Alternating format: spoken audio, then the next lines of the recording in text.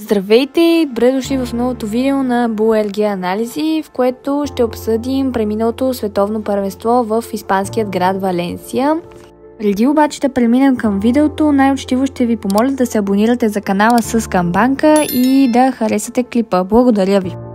Като за начало ще обсъдим индивидуалния многобой, който беше спечелен от германската представителка Далия Варфоломеев, и то абсолютно безапелационно. Тя успя да изиграе 3 безгрешни съчетания и една доста спорна лента, при която имаше едно захлупване, което може да бъде отчетено като грешка, но съдиите бяха малко по-благосклонни към Варфоломеев и рискът беше признат. Варфоломеев е доста техничен състезател, има доста трудности в съчетанията, но определено не е много артистична, като мога да похваля нейните треньори, които са поставили композициите точно според качествата на състезателя.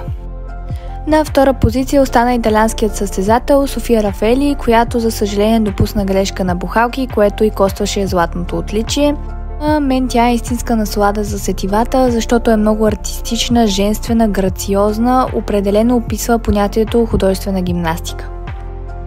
В интернет се появиха слухове за това, че Жулиета Канталупи вече не тренира София Рафаели, като това беше опровергано от Италианската федерация, която твърди, че Жулиета се занимава основно с Милена Балдазари заради желанието за втора олимпийска квота. Напишете в коментарите какво е вашето мнение по темата и коя е по-възможната теория. На трета позиция остана израелката Дария Атаманов, която дебютира на световната сцена и то доста стабилно, като за нея може да се каже, че има доста добри качества и очаквам другата година да се представи още по-стабилно на големите състезания. Нашата лъвица Стиляна Николова остана на четвърта позиция, след като допусна груби грешки и на топка, и на лента, където записът прекъсна доста сериозно, но тя успя да представи композицията си с обръч доста стабилно, което я изведе до четвъртата позиция. Това състезание определено не беше световното на стили, като на мен тя ми се видя доста напрегната и силно желаща да спечели медал след може би леко неуспешния европейски шампионат от тази година.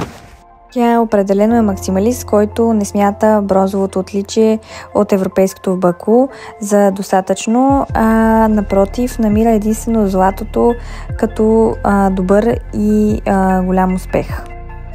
На шеста позиция остана другата ни национална състезателка Боряна Кален, която допусна грешки на топка и на обръч, но въпреки това беше доста стабилна и аз лично съм впечатлена от духът, който това момиче притежава.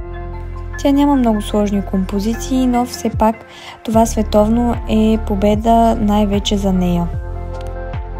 Първо място при ансамблите зае отборът на Израел, който показа доста стабилна игра, въпреки че допусна грешки в композицията си с 3 ленти и 2 топки.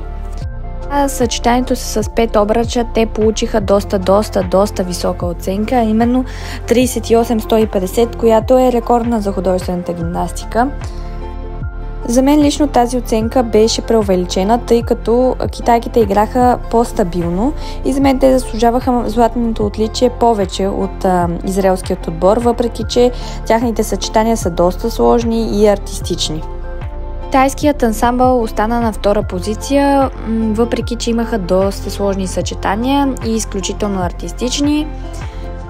При тях любопитно е, че отборът се тренира от руската гимнастичка Анастасия Близнюк, която взе сребърно отличие от Олимпиадата в Токио. На трета позиция се нареди испанският отбор, който е наслада за очите. Изключително елегантен, изящен, грациозен. Така те успяха да защитят титлата си от многобоя в София на световното първенство.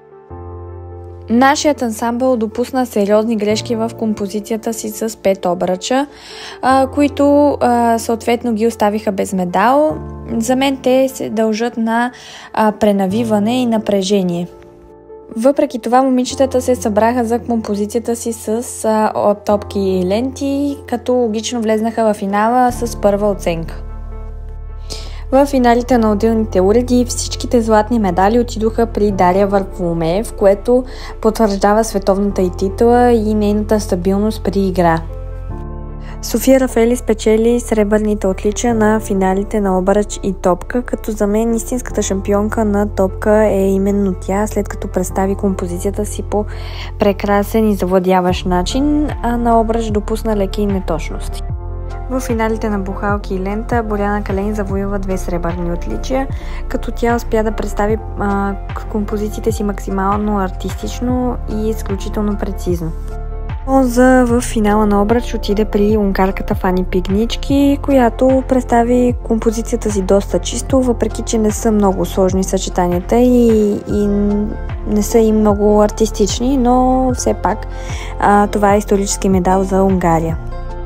Бронза в финала на топка отиде при нашето диамантено момиче Стиляна Никова, която изигра съчетанието си доста стабилно, но въпреки това смятам, че беше леко ощетена. Бронза в финала на бухалки отиде при украинката Виктория Нопренко, което също е исторически медал за страната, предвид ситуацията в Украйна.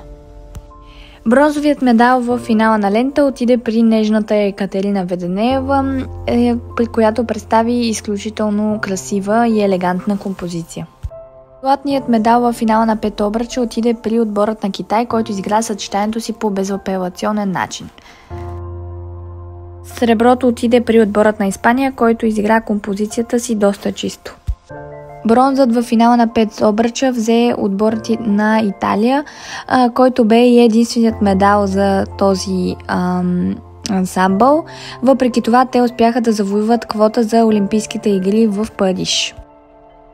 Златният медал в финала на топки и ленти заслужено отиде при израелският отбор. Той е трениран именно от олимпийската шампионка Линоя Шрам, която през цялото състезание подкрепяше своите момичета доста усърдно. Сребърният медал отиде за отборът на Китай, както споменах вече, трениран от Анастасия Близнюк. Изненадващо бронзовото отличие взеха отборът на Украйна, който успя да завоюва и квота за Олимпийските игри в Париж.